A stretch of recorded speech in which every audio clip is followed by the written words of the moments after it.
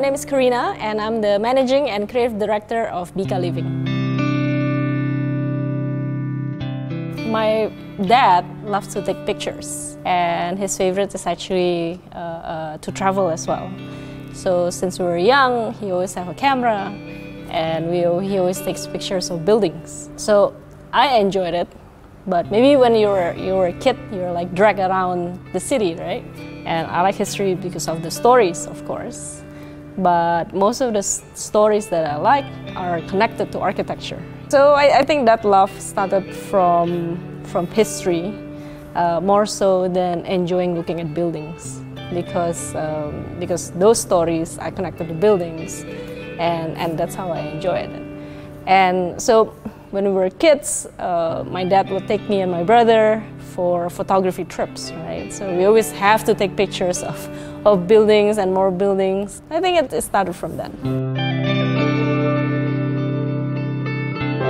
I think art is very moving. It shows a different way of looking at things that people don't really kind of like show you, right? But of course in art, you know, there's a long history of art as a religious way, art as decorative, you know, in a culture.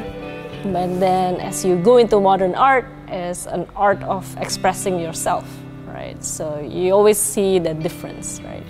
But I think that's what makes it interesting, because in art itself, there's a lot of stories, right? I would go to museums by myself, and we're just like reading about like how artists actually create all these things. And it's always been interesting for me to listen to others and their way of looking at things, and therefore I can learn a lot from them.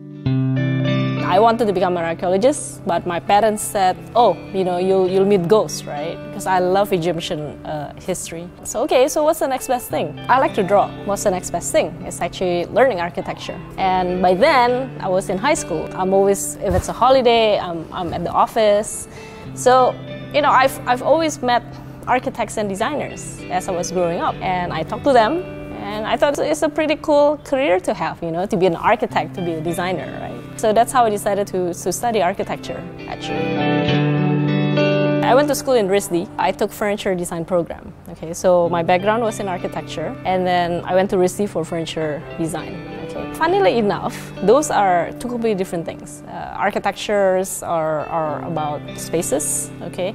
And what I like about furniture design is because it's very intimate. You actually use the things that you design. I came up from a background of makers, so I'm able to make furniture out of wood with my own hand.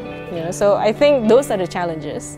And when I came back, I was able to use those experiences that I have in school to talk to the workers. So I think for technical is that as designers, we're not really taught to be makers, we're taught to be designers. But I actually enjoy the making process of the design. We're not a big company, right? We're a small company. We have our manufacturing, but we also have our designers, we have our retail shop. So I pretty much have to know everything, you know. I still do the creative direction of the company, so I still do design some of the pieces that's in the collections. I choose people that I want to work with, brands that we want to represent. I work on how the story is set up, and then we do custom work. So there's a lot of things on my plate, but somehow it makes me a better balanced person, because I work from a creative level to a business level to working with people. So it keeps me balanced.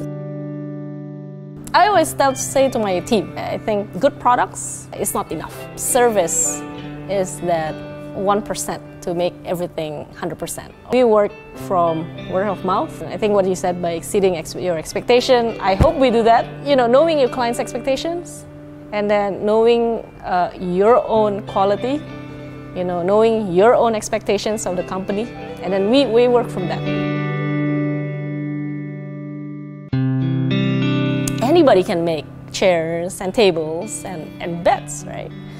But you know, certain companies, you know, certain products stay in the customer's mind for a long time, because that product means something to them, either in quality or in the it just looks good, or it stirs something with them. So I think furniture with a soul is that. If the products is being made with care and attention, whoever sees it will be able to see it. And that soul, that conversation gets translated from the makers to the customers. So I think that's what we meant by furniture with a soul.